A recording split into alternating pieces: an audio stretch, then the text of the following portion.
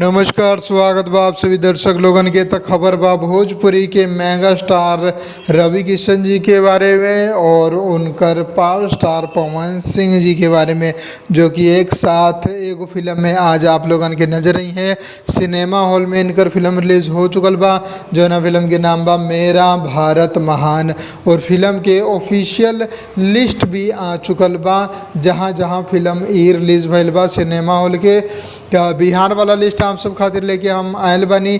आज ये film all over India में रिलीज बड़ी, जहाँ पर भी भोजपुरी फिल्म रिलीज होखेला। तो बिहार वाला लिस्ट जो ना आप सब देख सकतानी, करीब 30-31 गो सिनेमा हॉल बा जहाँ पर ये फिल्म रिलीज भइल बा। और इतना कम सेंटर मिलना के कारण ही बा कि बहुत सारा सिनेमा हॉल भोजपुरी के जोन बा वो बंद हो चुकल बा। जहाँ पहले एक साथ अगर 2 गो से फिल्म भी भोजपुरी के रिलीज होके तो दोनों के 70-80 सिनेमा हॉल आराम से मिल जाते रहे, यानी कि करीब 100-150 सिनेमा हॉल भोजपुरी के रहे। लेकिन अब सिंगल फिल्म रिलीज होला पर भी भोजपुरी के सिर्फ और सिर्फ 30-31 गो सिनेमा हॉल में मिलल बा। तहे से बुरा दशा का हो सकेला आप लोग समझ ही सकतानी। तो भोजपुरी फिल्म इंडस्ट्री के जोन दशा बा वो बहुत ही ज़्यादा बिगड़ चुकल बा।